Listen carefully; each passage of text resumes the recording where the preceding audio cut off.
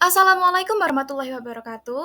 Halo teman-teman, jadi di sini kami dari kelompok C yang akan mempresentasikan dan juga menjelaskan mengenai metode pencatatan persediaan menggunakan metode FIFO, LIFO, dan juga average beserta contoh soalnya menggunakan metode perpetual dan juga periodik dan juga alasan mengapa LIFO tidak boleh digunakan lagi sekarang.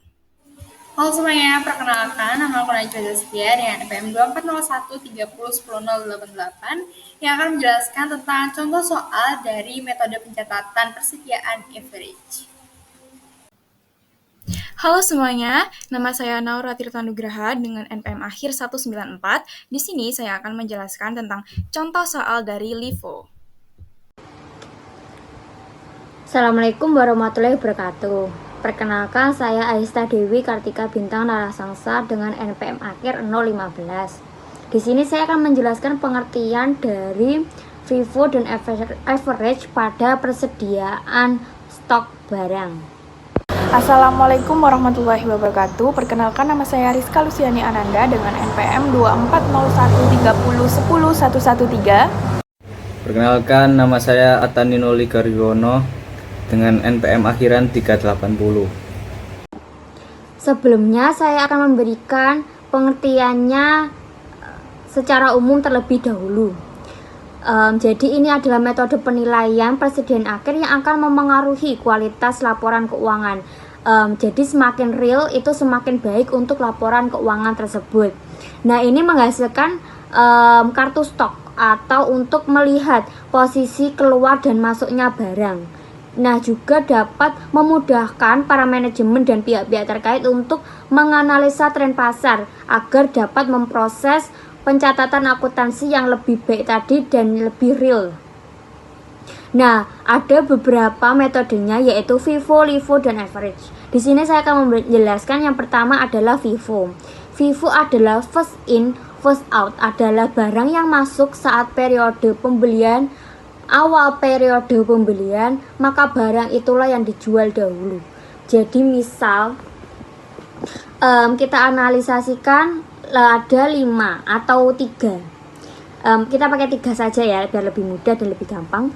Ada 3 barang yang akan disetor untuk masuk.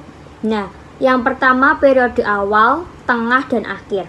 Periode awal ini kalau memakai pencatatan FIFO, maka awal inilah yang akan dijual atau barang harus keluar terlebih dahulu karena kita memakai FIFO. Jadi ini yang dikeluarkan dahulu, lalu akan tengah, lalu yang terakhir. Itu untuk perbedaan FIFO. Nah, beberapa perusahaan juga akan menggunakan cara average karena ini FIFO kan laporan keuangannya itu lebih impresif karena margin pendapatan itu lebih besar dengan metode rata-rata. Nah, karena marginnya besar ini membuat pasti keuntungan yang besar, laba yang besar ini tercatat di laporan keuangan pasti lebih besar. Jadi laba atau keuntungannya besar pasti dicatat yang besar harus sama. Nah, pajak itu yang harus dibayarkan juga akan lebih besar. Jadi terlihat di laporan keuangan bahwa itu adalah margin atau pendapatan, keuntungan laba itu besar, maka pajak yang dikeluarkan oleh perusahaan itu akan lebih besar melihat dari sisi laporan keuangan. Makanya dengan metode rata-rata margin ini dibayar lebih relatif kecil atau kecil untuk menghindari atau untuk mengurangi pembayaran pajak yang besar. Kemudian ada contoh soal. Untuk contoh soal sendiri, contoh soalnya sama untuk FIFO, LIFO maupun average. Untuk soalnya ada data terkait dengan persediaan barang dagang per 1 Januari 2025 adalah 20 unit masing-masing. Untuk harganya 10.000. Untuk berikut ini adalah transaksi-transaksi yang terkait dengan barang dagang selama bulan Januari 2025. Yang pertama ada tanggal 2 Januari membeli 15 unit barang dagang dengan harga 15.000 per unit dibayar tunai. Kemudian 10 Januari membeli 10 unit barang dagang dengan harga 12.000 per unit dengan termin 2/10 end of month. Kemudian 15 Januari menjual 10 unit barang dagang dengan harga jual 25.000. Kemudian 17 Januari menjual 15 unit barang dagang dengan harga jual 27.000. Kemudian 25 Januari membeli 20 unit barang dagang dengan harga 16.000 per unit dibayar tunai. Kemudian 30 Januari menjual 10 unit barang dagang dengan harga jual 28.000. Yang terakhir 31 Januari menjual 5 unit barang dagang dengan harga 28.000.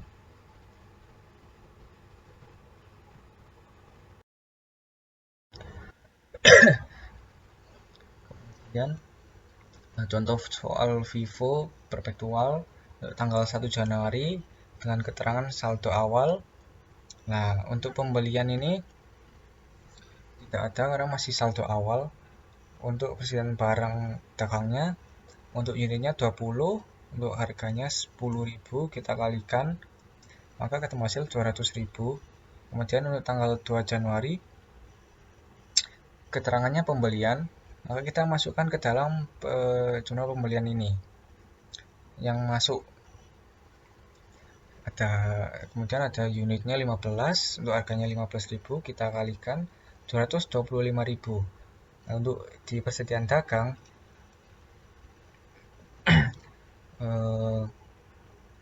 unitnya 20, kemudian harganya 10, kita kalikan 220. Ini dari yang saldo awal tersebut.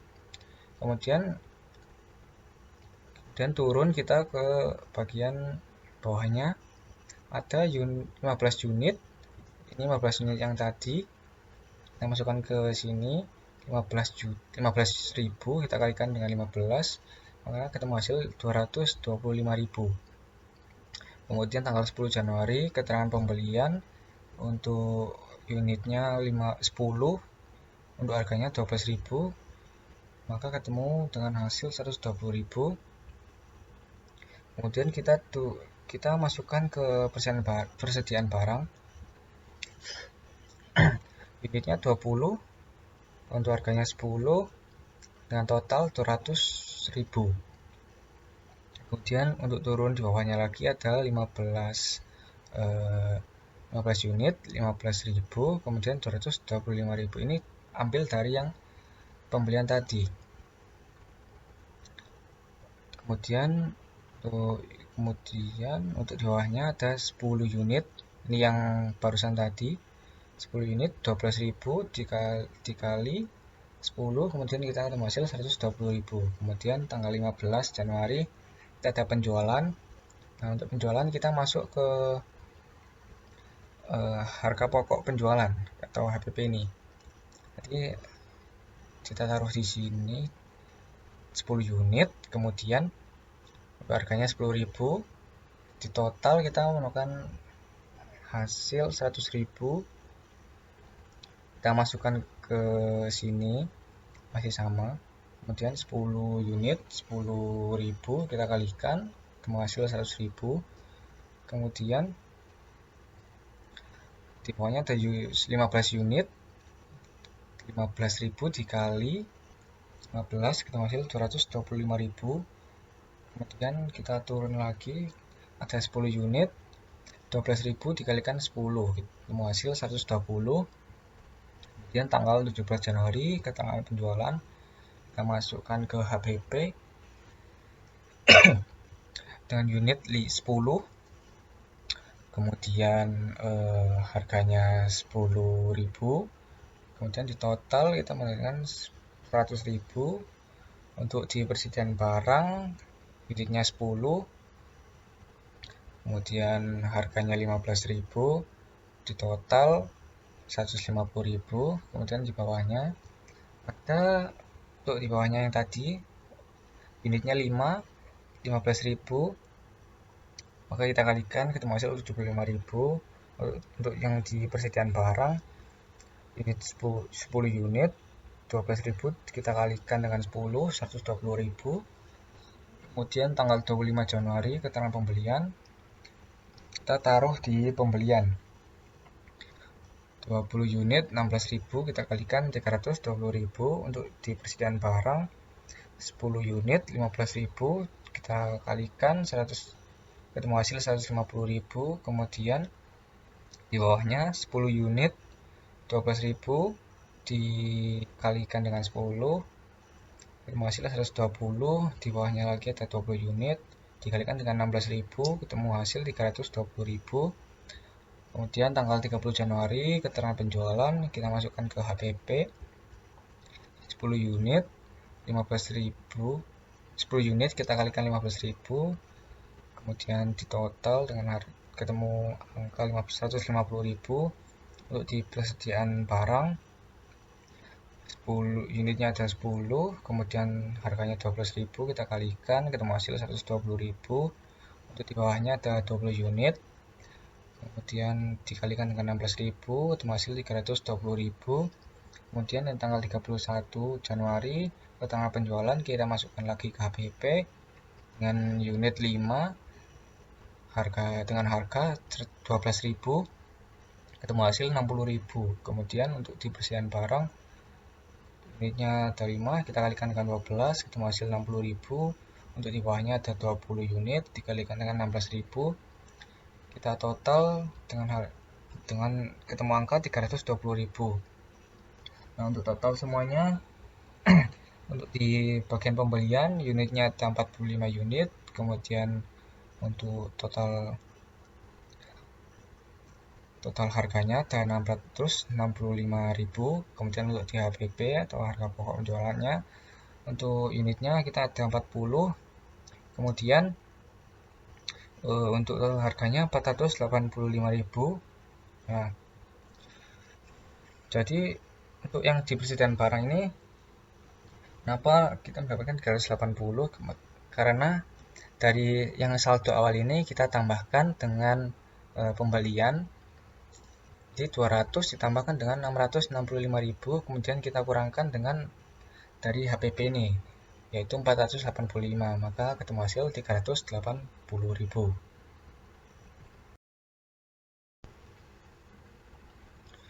Yang selanjutnya ada contoh soal FIFO periodik. Yang pertama ada persediaan barang yang siap dijual untuk tanggal 1 Januari dengan keterangan saldo awal dengan jumlah unit 20, harga per unitnya 10.000, kemudian total harganya 200.000. Tanggal 2 Januari keterangan pembelian dengan jumlah 15 unit, harga per unitnya 15.000, total harganya 225.000. Kemudian tanggal 10 Januari jumlah unitnya ada 10, kemudian harga per unitnya 12.000 dengan total harga 120.000. Kemudian tanggal 25 Januari dengan jumlah unit 20, untuk harga per unitnya ada 16.000, untuk total harganya 320.000. Untuk total dari unitnya ada 65 unit, kemudian untuk total harganya ada 865.000. Kemudian untuk yang penjualan tanggal 15 Januari untuk jumlah unitnya ada 10 unit, kemudian harga per unitnya 25.000, kemudian total harga 250.000. Kemudian tanggal 17 Januari dengan jumlah unit 15, harga per unitnya 27.000, total harga 405.000. Kemudian 30 Januari penjualan jumlah unitnya 10, harga per unitnya 28.000 dengan total harga 280.000. Kemudian tanggal 31 Januari dengan jumlah unit 5, harga per unitnya 28.000 dengan total harga 140.000. Nah, untuk total unitnya dari penjualan ini ada 40 unit, kemudian total harganya 1.075.000. Nah, untuk mencari persediaan akhirnya itu kita kurangkan dari yang persediaan barang atau dari yang pembelian ini. Kan pembelian ini kita mendapatkan jumlah unitnya 65. Kemudian kita kurangkan dari penjualan ini. Jadi kita kurangkan 65 dikurangkan dari 40 unit. Nah, kemudian kita menemukan hasil 25. Nah, untuk mencari 25 ini dari mana, kita kita ambil yang dari atas atau dari awal. Untuk saldo awal, untuk yang unit awal kan ada 20, kita kurangkan dengan 40 unit dari penjualan tersebut. Maka kita kurangkan 20, masih tersisa 20 lagi. Nah, untuk yang tanggal 2 Januari ini kan 15, berarti kita kurangkan, masih tersisa 5. Untuk 5-nya kita ambil dari yang tanggal 10. Berarti yang tanggal 10 ini jumlah unitnya ada 5. Nah, untuk menghitungnya berarti kita harga per unitnya kan 12.000, kita kalikan dengan 5 unit tersebut, maka ketemu hasil 60.000. Untuk yang tanggal 25 Januari masih tetap, karena kan sudah habis atau sudah tidak ada lagi. Nah, berarti masih tetap jumlahnya 20 unit. Untuk harga per unitnya 16, masih sama. Untuk total harganya 320, maka persediaan akhirnya itu kita mendapatkan hasil 380.000. Nah, untuk HPP kita ambil dari yang persediaan barang yang siap dijual tersebut, kita kurangkan dengan persediaan akhir tadi. Maka 865.000 kita kurangkan dengan 380.000, maka ketemu dengan hasil 485.000. Baik, di sini saya akan menerangkan mengenai metode LIFO. LIFO yaitu atau biasa disebut dengan last in first out. Last in first out adalah metode yang menyatakan bahwa barang yang terakhir masuk ke dalam persediaan akan menjadi barang yang pertama keluar dari persediaan. Jadi setelah masuk barangnya ke persediaan itu jadi barang yang paling awal dikeluarkan dari persediaan. Dalam metode LIFO, harga pembelian barang yang terakhir masuk dianggap sebagai harga barang yang dijual terlebih dahulu. Tetapi pada saat ini metode LIFO tidak lagi dipakai. Kenapa LIFO sudah tidak boleh dipakai lagi? Karena ada beberapa alasan. Yang pertama yaitu LIFO menganggap barang yang terakhir dibeli dijual terlebih dahulu, sehingga persediaan yang tersisa adalah barang lama dengan harga lebih rendah daripada harga barang baru yang terjual, atau kalau harga barang cenderung naik. Ini membuat nilai persediaan terlihat lebih rendah dari nilai pasarnya yang sebenarnya. Kemudian alasan yang kedua itu LIFO bisa digunakan untuk memanipulasi laba dan bisa mengendalikan laba sesuka hati, karena beberapa perusahaan bisa sengaja membeli barang dalam jumlah besar di akhir periode supaya HPP-nya naik, laba bersih turun, dan mereka bisa bayar pajak lebih sedikit. Atau juga bisa untuk tidak membeli barang dagang atau disebut restock agar laba lebih tinggi, terlihat lebih tinggi. Kemudian alasan yang ketiga yaitu karena laba dan nilai persediaan dipengaruhi oleh keputusan kapan membeli dan menjual barang. Laporan keuangan perusahaan yang pakai LIFO jadi tidak bisa dibandingkan secara adil dengan perusahaan lain yang pakai metode FIFO atau average. Ini membuat investor dan analis susah menilai kinerja perusahaan secara objektif. Oleh karena itu, LIFO dilarang oleh IFRS supaya laporan keuangan lebih transparan, konsisten, mudah dibandingkan antar perusahaan.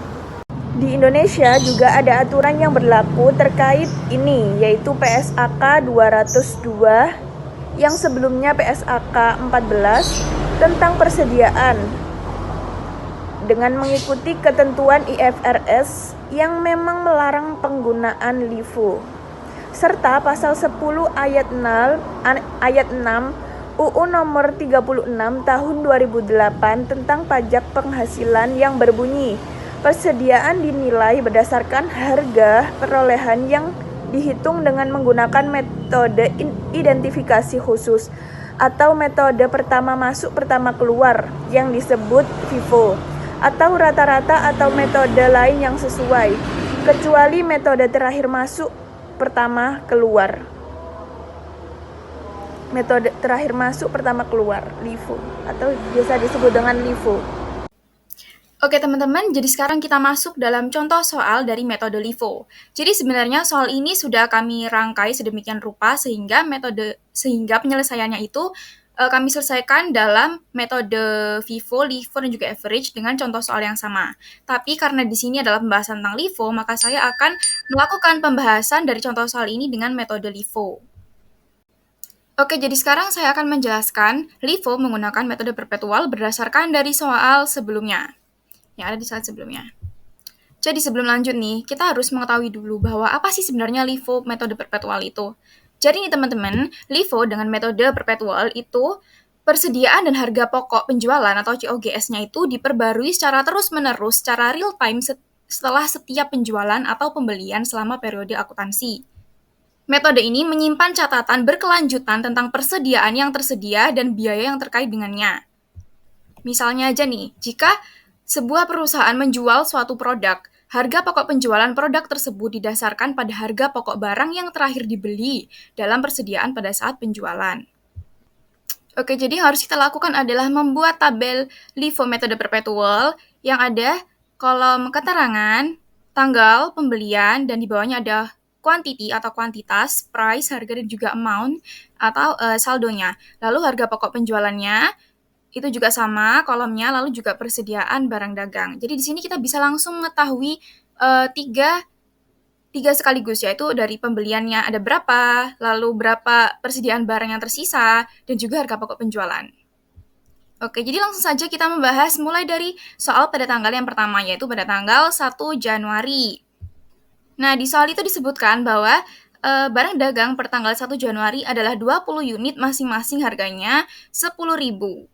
Nah, ini 20 unit dengan harga 10.000, maka langsung aja kita masukkan atau kita catat di tanggalnya, yaitu tanggal 1 Januari, di mana saldo awal itu masuk dengan kuantitas 20 dengan harga 10.000 per barangnya. Maka, untuk menghasilkan saldonya, kita akan kalikan 20 dengan 10.000 yang menghasilkan angka 200.000 di amount-nya, di kolom amount pada persediaan barang dagang.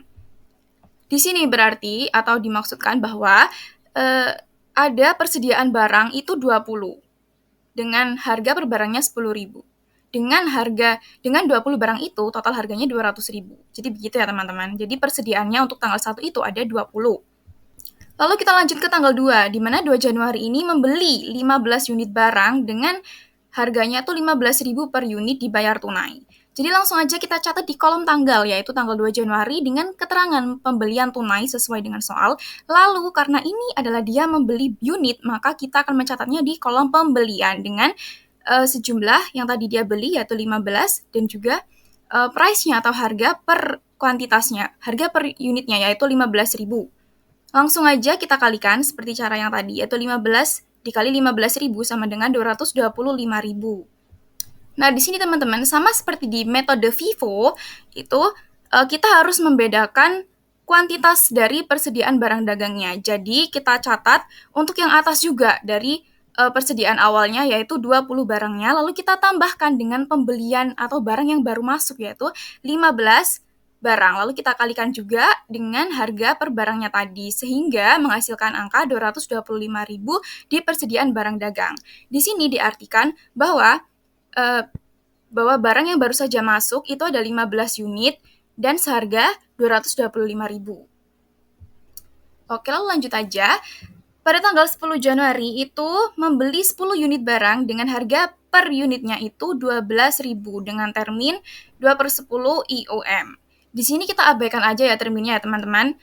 Kita langsung aja mencatat di kolom pembelian seperti pada tanggal 2 Januari tadi, sama ya teman-teman. Jadi kita catat langsung aja di kolom pembelian sejumlah unit yang dibeli, yaitu 10 unit barang 10 unit barang dagang dengan harga 12.000 per unit. Langsung aja kita masukkan 10 dan juga 12.000, lalu kita kalikan sejumlah 120.000.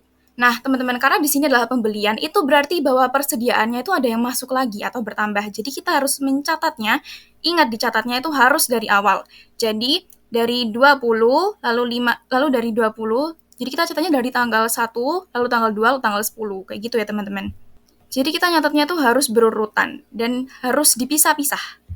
Jadi langsung aja untuk persediaan barang dagang yang ada di gudang itu kita tambahkan dari yang saldo awalnya yaitu 20, lalu tanggal 2 Januari 15, lalu yang baru masuk dari pembelian pada tanggal 10 Januari yaitu 10 unit dengan sejumlah 12.000 per barang, maka akan menghasilkan 120.000.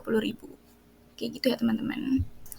Nah oke, jadi kita langsung lanjut aja ke tanggal 15, di mana tanggal 15 Januari ini menjual 10 unit barang dagang dengan harga jual 25.000. Nah, ini berbeda nih teman-teman. Tadi soal tadi itu kita kan pembelian. Nah, di sini tuh penjualan. Nah, kita penjualannya karena kita menggunakan metode LIFO, maka kita harus menghilangkan atau kita harus mengeluarkan barang yang baru saja masuk duluan. Seperti yang sudah dijelaskan oleh teman saya sebelumnya. Tentang pengertian dari FIFO atau tentang penjelasan dari LIFO. Oke, jadi ini langsung aja kita tuliskan keterangannya tanggal 15 Januari yaitu penjualan, lalu kita masukkan ke dalam kolom harga pokok penjualan karena di sini kita menjual suatu unit, maka kita masukkannya di HPP. Tadi kita menjualnya sejumlah 10 dengan harga per unitnya 12.000 menghasilkan angka 120.000. Nah, seperti yang saya bilang tadi, maka di persediaan barang dagang atau barang yang tersisa, itu kita menghilangkan atau kita mengeluarkan barang yang baru saja dibeli dulu. Nah, di situ tercatat bahwa sebelumnya barang yang baru dibeli pada tanggal 10 Januari itu adalah 10 unit barang seharga 12.000. Nah, maka kita akan mencatatnya ke dalam harga pokok penjualan. Di sini kita harus mencatatnya itu, harganya itu sesuai dengan harga barang yang telah kita berikan atau yang kita keluarkan gitu ya teman-teman. Jadi bukan harga yang ada di soalnya jika itu adalah penjualan. Jadi langsung aja kita catat 10.000 dengan 12.000 yang menghasilkan 120.000. Di kolom harga pokok penjualan, lalu barang yang tersisa itu untuk yang 10.000, untuk yang unit 10 pada tanggal 10 Januari itu kita hilangin, jadi kan tinggal 20 unit sama 15 unit tadi. Tinggal kita salin aja untuk angka-angkanya atau harga-harganya. Lalu lanjut pada tanggal 17 Januari, itu menjual lagi 15 unit. Seharga 27.000. Di sini sama ya teman-teman, jangan sampai kalian mencatatnya itu seharga 27.000. Kita harus mencatatnya dengan harga yang tersedia di persediaan barang dagang kita. Nah, jadi langsung aja kita catat 15 unit barang seharga 15.000 dengan total 225.000. Di sini karena kita menjual 15 barang, maka 15 unit yang sebelumnya kita beli itu habis ya teman-teman. Jadi tinggal 20 unit di persediaan awal tadi.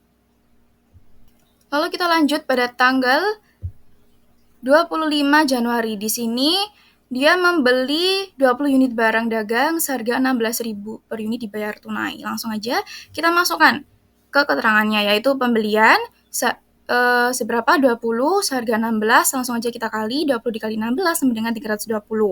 Nah, ini nih 20 ini kita tambah dengan persediaan barang dagang terakhir kita. Jadi 20 di persediaan awal tadi, karena sisa dari pembelian sebelumnya, itu kita tambahkan dengan pembelian saat ini. Mohon maaf teman-teman, jadi maksudnya penjualan yang tadi itu.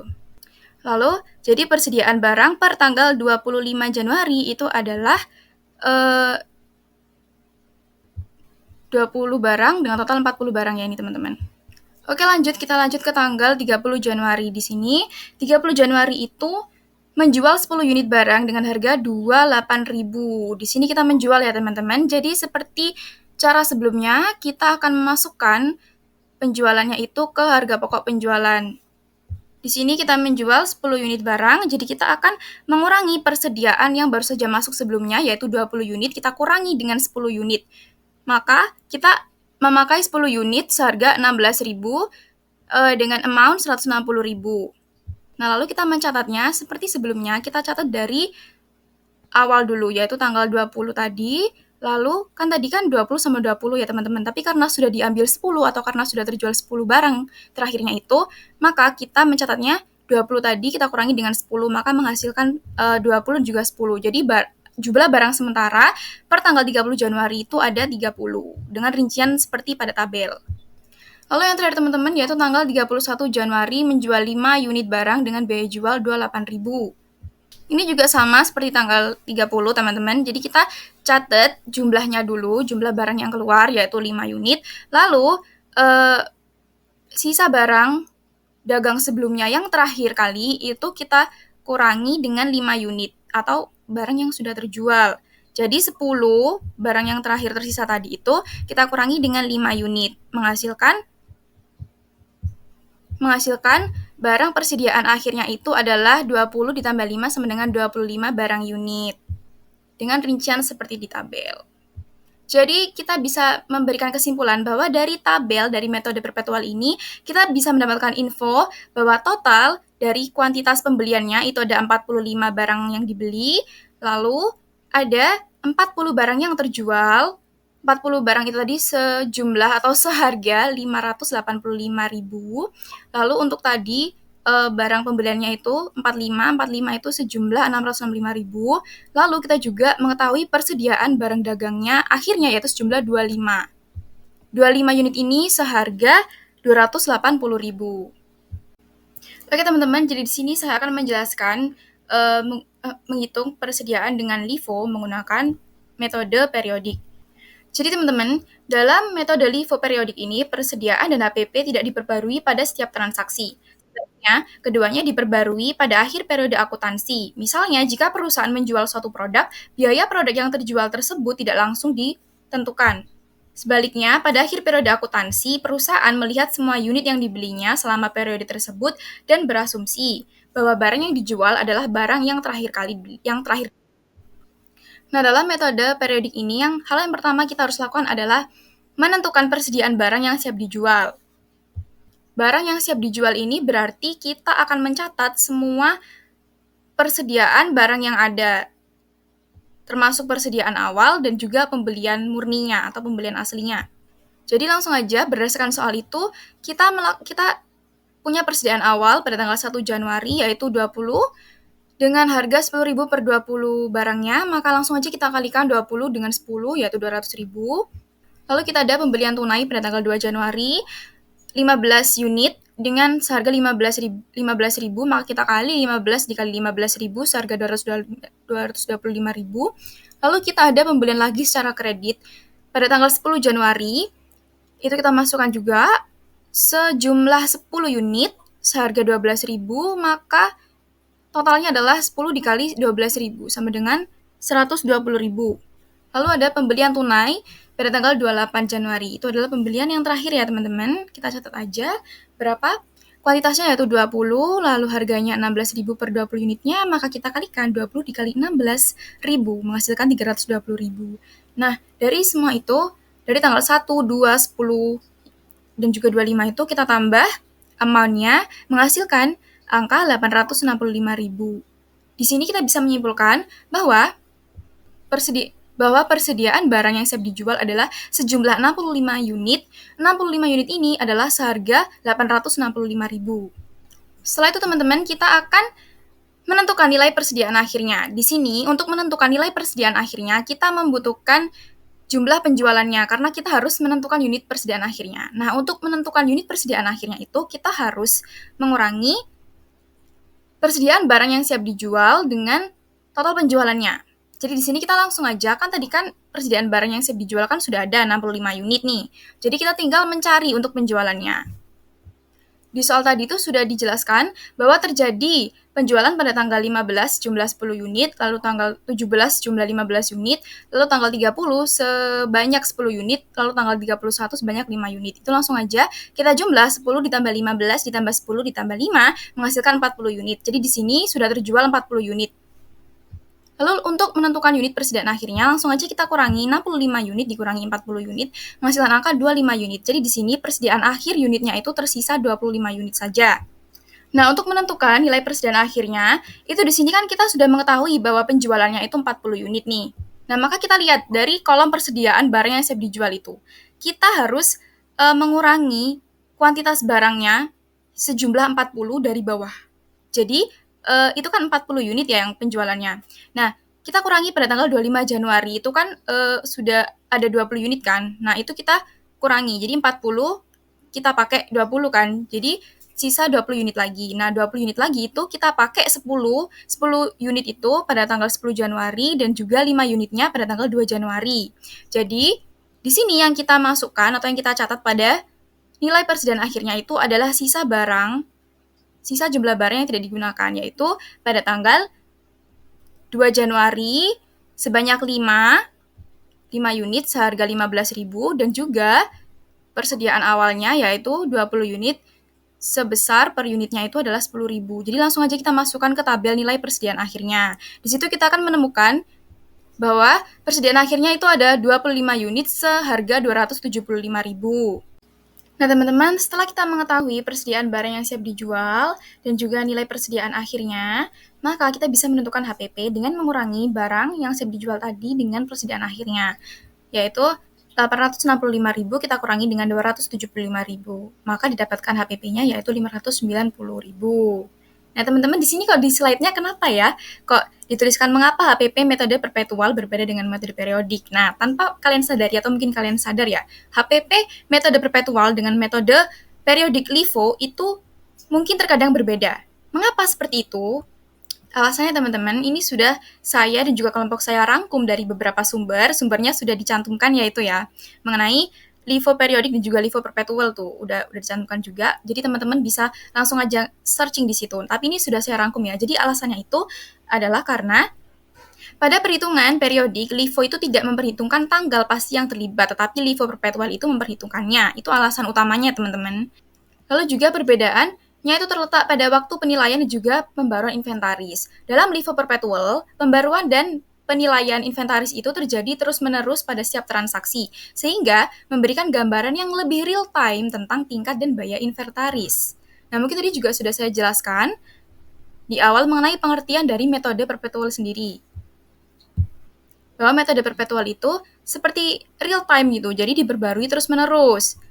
Sebaliknya, LIFO periodik itu menghitung inventaris dan biaya pada akhir setiap periode akuntansi, seperti yang sudah saya jelaskan juga sebelumnya, sehingga memberikan gambaran yang mungkin lebih akurat dalam mencerminkan arus biaya pada akhir periode, tetapi kurang akurat dalam melacak inventaris dan biaya sepanjang periodenya. Itulah yang menyebabkan mengapa HPP-nya pada metode perpetual ini, pada metode periodik ini berbeda dengan metode perpetual, teman-teman. Nah, average ini itu adalah rata-rata tertimbang atau membagi setara biaya persediaan untuk dijual dengan jumlah unit yang tersedia, sehingga persediaan akhir dan beban penjualan dapat dihitung dengan rata-rata. Kan tadi average itu sudah pengertiannya rata-rata. Jadi penerapan metode average ini agar perusahaan menggunakan persediaan barang yang ada di gedung ini untuk dijual, memperhatikan barang mana yang masuk lebih awal atau akhir. Jadi ini tergantung dari kebijakan setiap perusahaan, apakah menggunakan cara yang mana, apakah FIFO, LIFO, atau average. Tapi banyak perusahaan yang menggunakan FIFO dan average itu karena stabil dan tidak jauh berbeda. Nah, beberapa perusahaan juga akan menggunakan cara average karena ini FIFO kan laporan keuangannya itu lebih impresif karena margin pendapatan itu lebih besar dengan metode rata-rata. Nah, karena marginnya besar ini membuat pasti keuntungan yang besar, laba yang besar ini tercatat di laporan keuangan pasti lebih besar. Jadi laba atau keuntungannya besar pasti dicatat yang besar harus sama. Nah, pajak itu yang harus dibayarkan juga akan lebih besar. Jadi terlihat di laporan keuangan bahwa itu adalah margin atau pendapatan, keuntungan laba itu besar, maka pajak yang dikeluarkan oleh perusahaan itu akan lebih besar melihat dari sisi laporan keuangan. Makanya dengan metode rata-rata margin ini dibayar lebih relatif kecil untuk menghindari atau untuk mengurangi pembayaran pajak yang besar. Nah, selanjutnya adalah terkait contoh soal dari metode pencatatan average. Nah, ini untuk contoh soalnya sendiri sebenarnya sama seperti contoh soal untuk metode FIFO maupun LIFO. Namun di sini kita akan menggunakan metode average. Nah, kita langsung saja ke pembahasan soalnya. Untuk transaksinya adalah persediaan barang dagang per 1 Januari 2025 adalah 20 unit, masing-masing harganya 10.000. Nah, jadi untuk persediaan saldo awal seperti biasa kita tuh harus meletakkannya dulu di awal sebelum kita masuk ke transaksi-transaksi.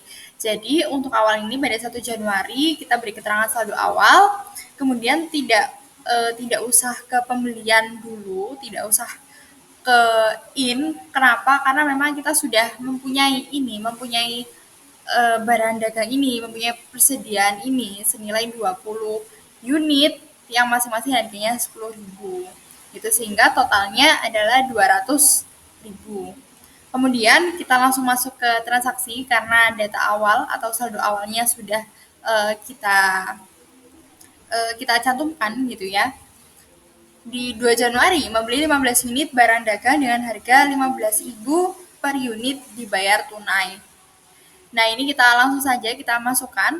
Untuk average ini dia itu tidak seperti Vivo maupun Livo.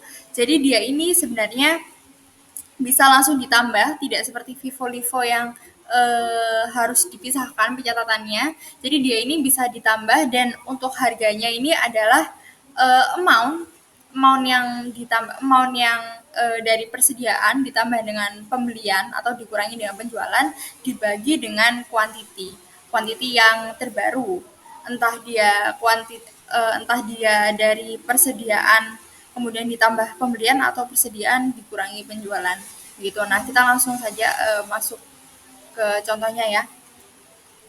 Ini 2 Januari, keterangannya pembelian tunai, kuantitinya tadi karena membeli 15 unit, maka kuantitinya 15.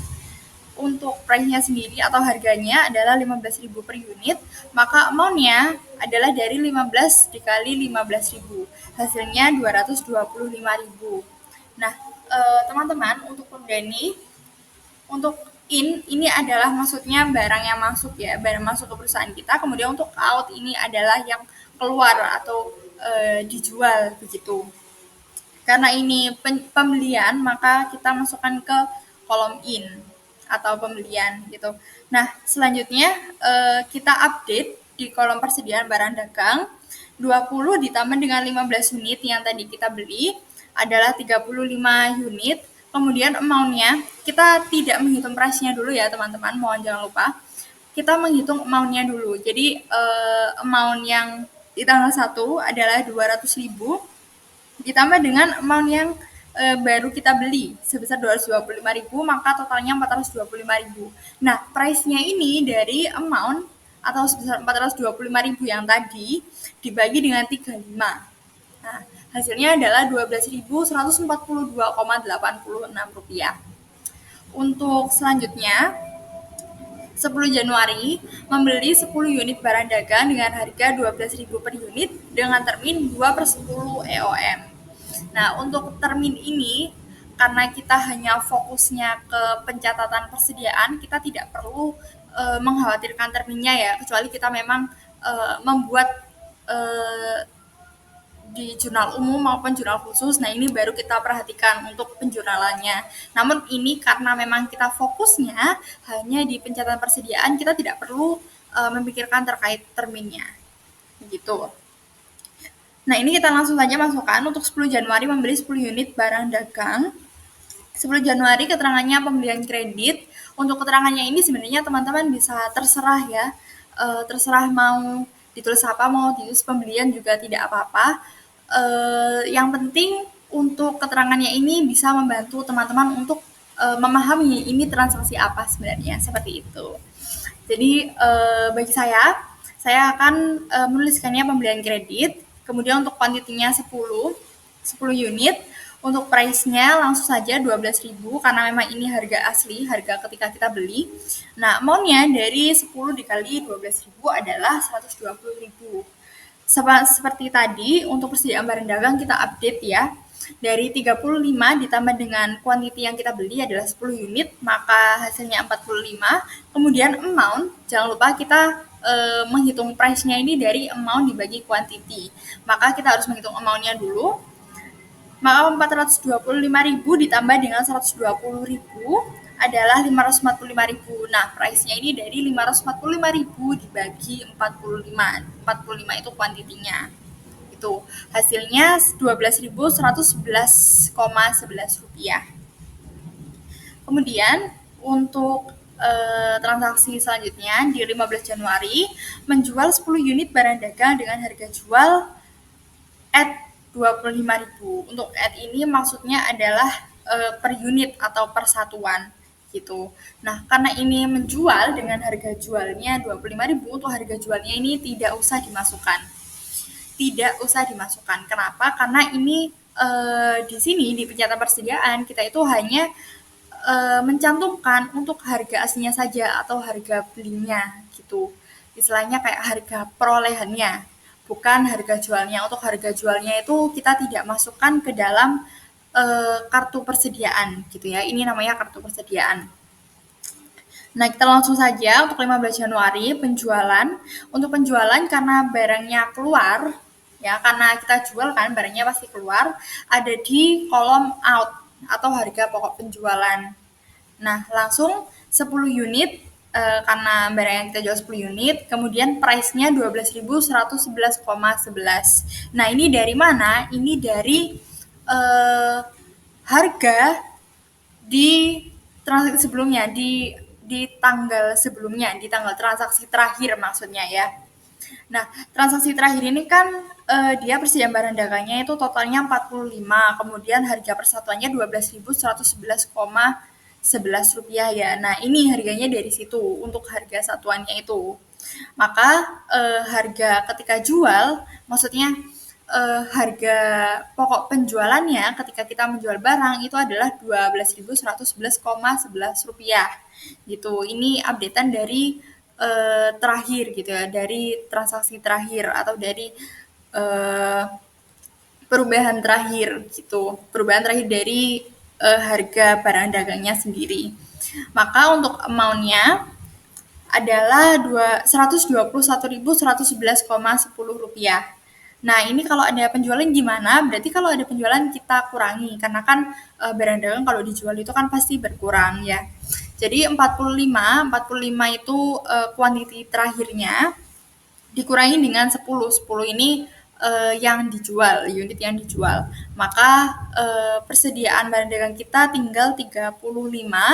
Kemudian untuk amount-nya, nah amount-nya ini untuk di kolom persediaan barang dagang itu dari 545.000 dikurangi 121.111,10. Nah, hasilnya adalah 423.888,90 rupiah gitu. Nah, untuk price-nya ini seperti tadi dari amount dibagi quantity.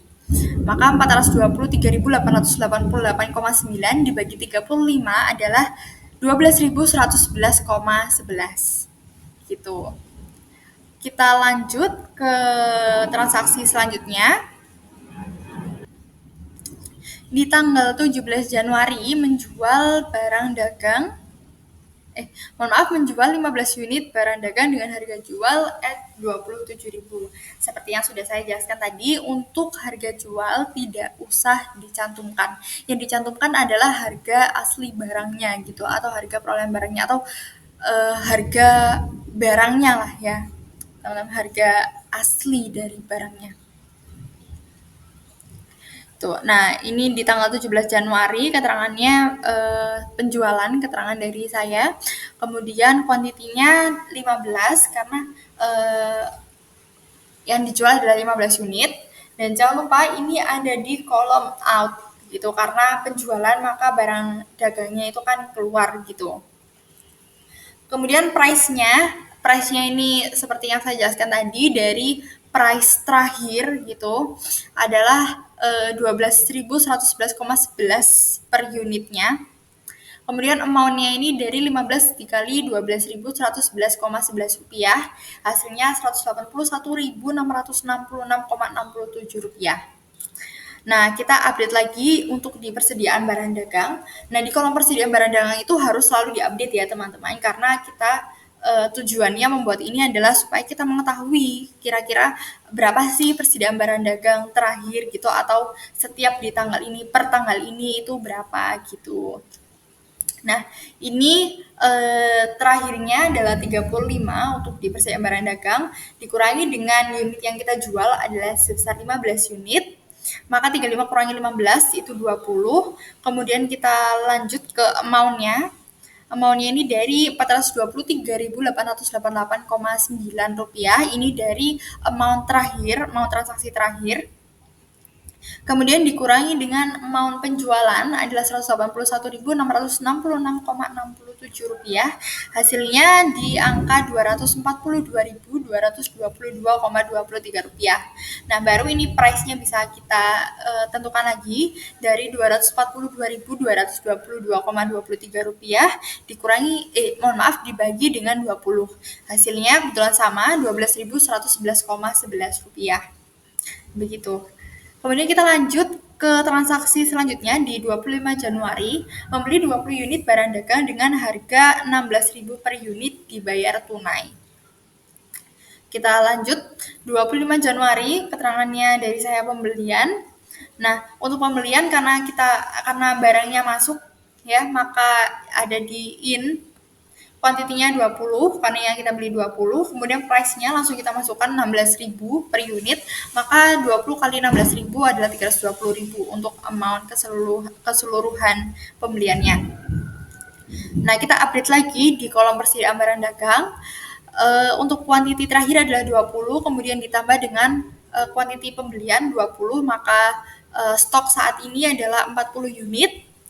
Nah, untuk amount-nya sendiri, amount terakhirnya Rp242.222,23 ditambah dengan amount pembeliannya Rp320.000, maka amount saat ini untuk persediaan barang dagang adalah Rp562.222,23. Nah, untuk price-nya ini dari amount per quantity, maka Rp562.222,23 dibagi 40, hasilnya adalah Rp14.055,56. Nah, ini adalah harga per satuan ya. Kemudian kita bisa lanjut di tanggal 30 Januari, menjual 10 unit barang dagang dengan harga jual at Rp28.000. Nah, seperti tadi, harga jual tidak usah dicantumkan. Yang dicantumkan di sini adalah harga untuk persatuan barangnya gitu. Bukan harga jual ya, teman-teman. Nah, kemudian 30 Januari keterangannya penjualan, karena penjualan kita ada di kolom out, kuantitinya 10, yang kita jual 10. Kemudian price-nya seperti tadi dari price terakhir gitu. Dari price untuk updatean terakhir gitu ya. Price-nya dari angka Rp14.055,56, kemudian amount-nya dari 10 dikali Rp14.055,56. Hasilnya Rp140.555,56. Nah, kita persediaan barang dagang seperti biasa selalu diupdate.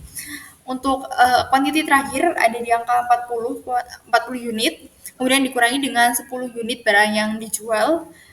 Kemudian kuantiti saat ini 30 unit. Nah, untuk amount-nya sendiri dari amount terakhir Rp562.222,23 dikurangi dengan amount untuk penjualannya Rp140.555,56. Hasilnya untuk amount saat ini yang baru yang sudah update adalah Rp421.666,67.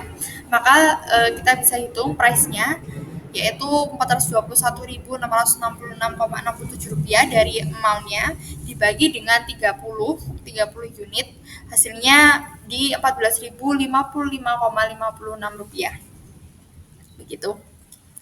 Kemudian lanjut di transaksi selanjutnya atau transaksi terakhir di tanggal 31 Januari menjual 5 unit barang dagang dengan harga jual at Rp28.000. Nah, seperti biasa harga jual tidak perlu dicantumkan. Kita lanjut di tanggal 31 Januari untuk keterangannya penjualan. Karena penjualan ini barangnya keluar seperti biasa, untuk pencatatannya kita ada di kolom out. untuk penjualannya di 5 unit, kuantitinya 5, kemudian price-nya di price terakhir itu 14.055,56, maka total HPP-nya di 5 dikali 14.055,56 rupiah, hasilnya Rp72.277,78. Nah, kita update lagi untuk persediaan barang dagangnya. 30 dikurangi yang terjual 5, maka kuantiti terbarunya adalah 25. Kemudian untuk amount-nya, amount terakhir itu Rp421.666,67 dikurangi dengan HPP atau amount penjualannya adalah 70.277,78, hasilnya 351.388,89. Nah, maka kita bisa tahu price satuannya dari amount dibagi quantity seperti biasa. Saat ini ada di angka 351.388,89 dibagi 25 adalah Rp14.055,56 gitu. Dan kalau teman-teman perhatikan untuk pembelian ini biasanya cenderung mengubah price ya, mengubah harga persatuan. Kita lihat di kolom persediaan barang dagang ya teman-teman. Nah, untuk pembelian ini cenderung mengubah harga persatuannya, namun untuk penjualan ini tidak mengubah. Namun kita harus tetap menghitung dari amount dibagi quantity. Tidak bisa langsung kayak, oh price-nya sekian gitu. Langsung aja lah karena ini penjualan kita langsung samakan di atasnya. Nah, itu diharapkan tidak seperti itu ya teman-teman. Kita masih harus tetap amount per quantity gitu agar tidak ada salah-salah gitu. Nah, kemudian di sini kita itu juga bisa tahu dari kartu persediaan ini untuk pembelian, total pembeliannya itu bisa dilihat dari kolom pembelian atau kolom in. Nah, pembeliannya itu total pembelian di bulan Januari adalah 45 unit dengan harga total pembelian adalah Rp665.000. Nah, kemudian untuk harga pokok penjualannya ini adalah dari barang-barang yang kita jual gitu. Ini harga asli barang-barang yang kita jual gitu. Ini sebagai beban pokok penjualan kita atau harga pokok penjualannya kita. Nah, ini total barang yang sudah kita jual adalah di angka 40 unit. Kemudian untuk HPP-nya untuk di bulan Januari adalah Rp513.611,11. Nah, untuk saldo persediaan terakhir di per bulan Januari ini ada di persediaan barang dagang, kolom persediaan barang dagang. Dia kuantitinya 25 untuk persediaan terakhir ya, persediaan akhir bulan Januari itu 25. Untuk price-nya satuannya itu Rp14.055,56. Kemudian untuk total persediaan akhir bulan Januari itu ada di angka Rp351.388,89. Begitu. Nah, selanjutnya ini adalah transaksi apabila kita menggunakan metode periodik ya, teman-teman. Nah, sebelum kita masuk ke dalam rumus-rumus atau cara penghitungan menggunakan metode periodik, nah kita itu harus ketahui beberapa hal. Nah, diantaranya adalah untuk total pembelian, kemudian barang dagang siap jual, dan juga penjualannya. Untuk pembelian sendiri, ini totalnya ada 3 kali transaksi pembelian di tanggal 2, 10, dan 25.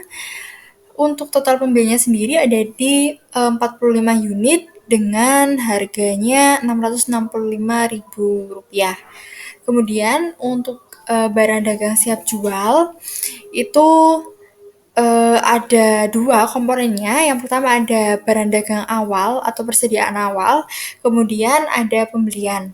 Nah, untuk persediaan awal ini ada 20 unit dengan nilai Rp200.000 dan untuk pembeliannya ada 45 unit dengan nilai Rp665.000. Sehingga apabila di total untuk barang dagang siap jual ini ada di 65 unit totalnya.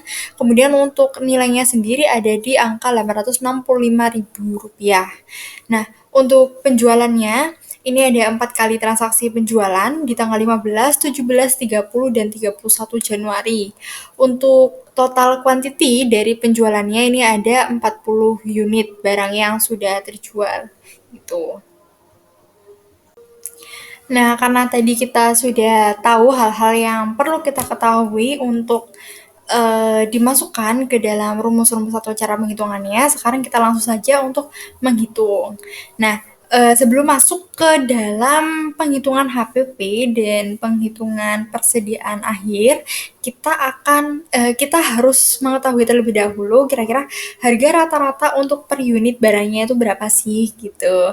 Nah, untuk rumusnya sendiri, harga rata-rata per unit sama dengan harga persediaan awal ditambah harga total pembelian dibagi atau per jumlah unit awal tambah total unit yang dibeli gitu.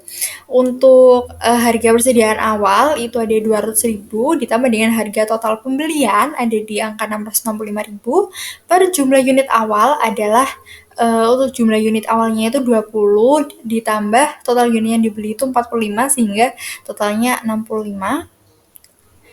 Kemudian 200 tambah 665.000 itu 865.000 per 65 unit sehingga harga rata-rata per unit ada di angka Rp13.307,69.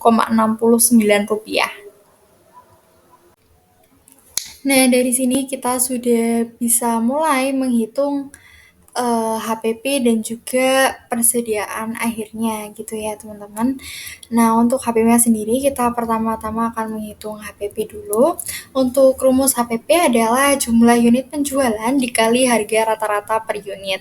Untuk jumlah unit penjualan adalah di 40 unit dikalikan dengan harga rata-rata per unit yang sudah kita hitung tadi di slide sebelumnya adalah Rp13.307,69.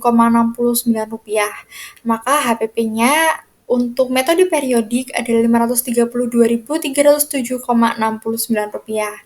Kemudian selanjutnya kita akan menghitung sisa persediaan barang dagang atau persediaan akhir sama dengan barang dagang siap jual dikurangi jumlah unit penjualan.